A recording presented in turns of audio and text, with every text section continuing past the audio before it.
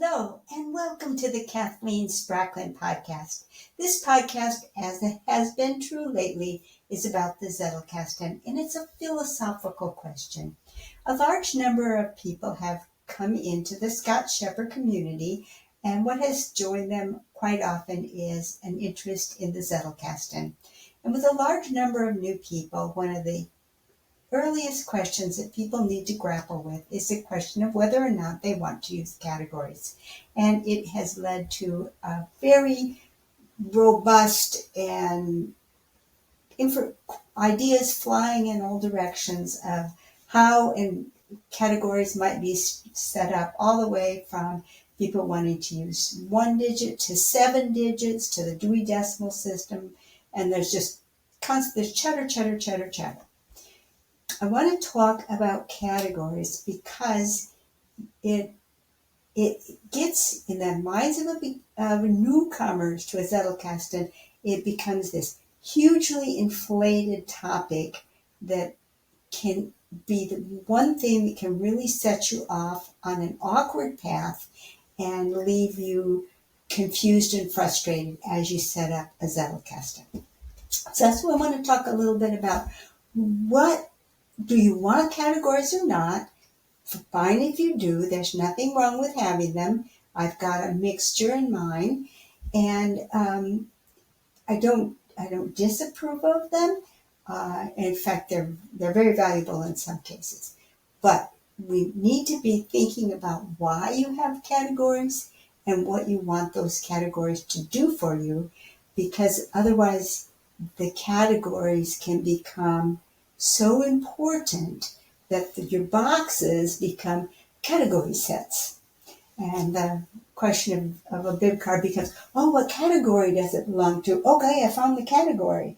Well, no, that's not how a Zettelkasten works. And that's the danger of a category. If used correctly, they can be very valuable. But if used incorrectly, they can send you off on a wrong path. So let's talk about what the role of a category is. Basically, and in its simplest sense, a category is like a zip code. When you set up categories in your Zettelkasten, you're basically saying that in general, I'd like to have things that are about this subject about here in my box. And that is already fraught with some danger, because what if two cards from different categories become romantically involved? Are we going to have a Romeo and Juliet situation here where they both have to commit suicide because they can't reside in either category? Well, of course, that's silly, but it's an example. It's what I'm trying to get across, is that why do you want the categories in the first place? And I will give you at least 3 quality reasons why you might want categories and how to use them if you use each of those. Okay, the first category reason, and it's the reason that a lot of people use when they first set up their Zettelkasten, is I don't have the faintest notion how to get started, and if I make category cards, at least I've got some cards in my Zettelkasten to start with. That's fine. That's a fine use of categories. Let's be a little bit creative with your categories, and I would suggest, if you want to do them, I'll give you a few guidelines on that. Number 1, keep them very broad. If you want to use 4 digits, which seems to be very common, nothing wrong with that. So maybe you make your 1000s, arts and entertainment or whatever you call it. Don't break it down until you need a finer category. If it's just sitting there, there's nothing wrong with it just sitting there. Another possibility that I might suggest is creative titles for your categories. I kind of don't even really approve of category cards, because it's my belief that every card that goes into your Zettelkasten should contain an author's idea, your response, and your memory prompt phrase at the top and where it came from at the bottom. And a category card is just this dead thing that gives you none of that. So why not make your categories a list on a separate piece of paper? Just jot them down and say, okay, those are my categories. They don't even have to be cards. Well, if they're not the cards that start your system off, what are they? Well, that's the second valid use of categories. The second valid use of categories is what to do when you have a new card. Wonderful thought. Tremendous thought from the author. And boy, you want to hang on to that thought for dear life. And you've got your response, and you've got your source, and you've got your tagline that is your memory prompt phrase. You're all ready to go, except it looks, and it's an orphan. There's no parent. They can't find any card that previously existed in the Zettelkasten that this card can attach itself to. When the Zettelkasten is very new, that's quite possibly the case. When it's brand new, it's guaranteed to be the case. The first card can't possibly have a parent. So that's a second valid reason for a category list.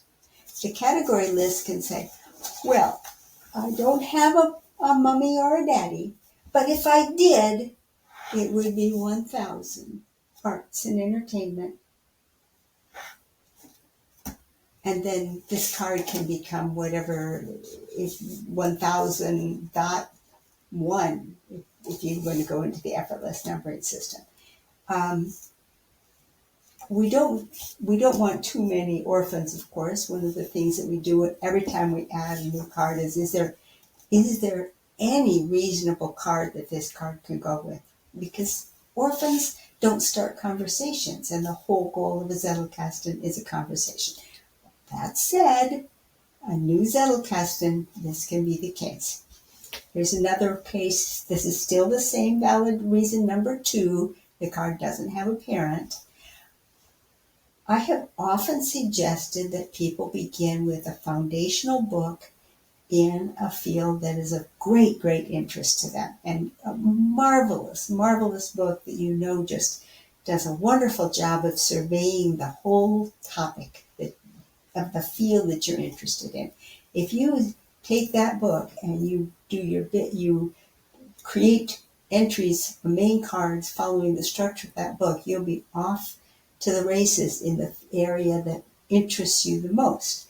Then when you read another book, all of those cards are already there that your next book can easily find. Oh, it's about that. Oh, it's about that. And they're not going to be orphaned because this is your area of great interest. And now all of these new sources are going to connect in very powerfully to that group of cards. But even so, there's going to be the stray card that isn't about your area of interest, but it's such an interesting idea and you don't want to use it. And all the same rules apply. You can give it a category, a number based on your category list, and put it in your Zettelkasten and index it so that it has a chance to connect again later. So, 2 reasons. Okay. Third reason that's completely valid why you might want a categories list has to do, this is something that creatives really especially need when you are perhaps a fiction writer or any type of use where you are creating output, a lot of output. You probably want categories that can function as dump boxes. You're creating, you've got something new, you've got something that you want to contribute. You need to have a place to just dunk the new material without distraction. And categories work very, very well for this. If you want a collection of category numbers, I can give you 2 good sources for that. I would recommend, the first source I would recommend would be Victoria Crowder. Her channel on YouTube is at Anti-Novelist, and she has a marvelous set of numbers that she uses for her own fiction. And then I would list perhaps I would offer my own set that you can get with my Reawaken the Dreams course. That's a free course in YouTube. And I present there my categories for fiction writing. So anything creative, you might need to create categories where you can just drop things. And really that's it for valid reasons for categories. Now, the danger of categories.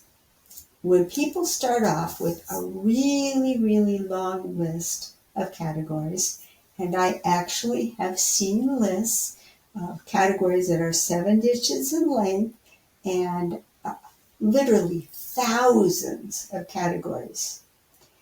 At that point in time, there's a real danger that when you create your next new main card that you want to add to the Zettelkasten, that you're going to immediately be thinking, oh, let me get out my category list and I'm going to search for where this goes in my category list.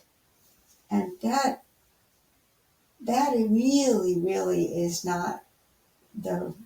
that's not going to get you where you want to be with a Zettelkasten, because the exciting thing about a Zettelkasten is the cross-pollination between seemingly unrelated fields that connect through a particular keyword, and poof, there's an amazing thing that comes about from it.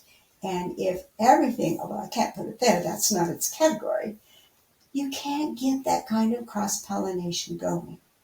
So be careful of categories. Categories are there to help you out when you have orphan cards, because orphan cards are very, very sad. You don't want a lot of orphan cards, but at the very, very beginning, you're going to have some orphan cards because the family isn't very big yet. They will all develop families as your Zettelkasten grows. But if you start out with thousands of individual categories, you can end up with thousands of orphans. And what a sad thing. You really don't want your Zettelkasten to be a giant orphanage. And I mean it. It is better to take something like, say you're interested in calligraphy, and you've been practicing calligraphy and now you're studying different kinds of inks, which ones you'd want to use for different purposes and whatnot. And so now you've got a collection of inks growing. And here you get a card out of the blue that's about squid. Squids have ink. Where are you going to put your squid card? Well, if you've got a lively, active marine biology section and the squid card fits in there, well, of course that would be its primary parent, and that's probably where it would go. And if you linked to calligraphy and ink, it would only be out of a curiosity.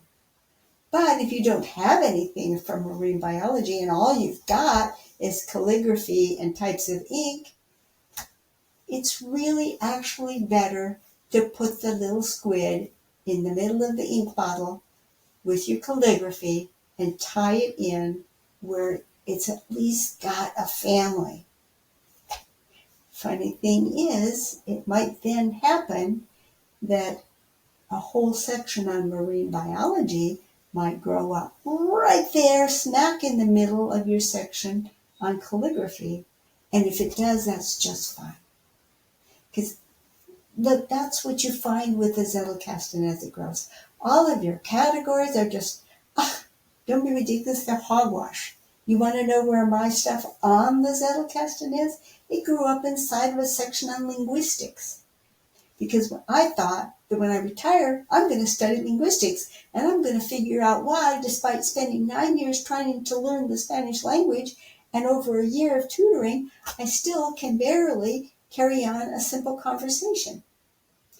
Well, Zettelkasten popped in there through a key word, surprise. And from that one related word, which tied into my linguistic study, which is the element of surprise, can help you learn a new vocabulary word, that it had nothing else to connect to, and that's where it connected. And all of the stuff that I have on Zettelkasten grew up right smack there in the middle of the linguistic section that never got very big. So there's a little bit of linguistics on each side of all my Zettelkasten cards, and there's nothing wrong with that. It's far healthier than saying, okay, I've got to have a category system. What's my category for Zettelkasten? I can't put it anywhere else because I have to have a category for Zettelkasten. That would be so sad. And it's just really so much fun that it grew up right in the middle of linguistics.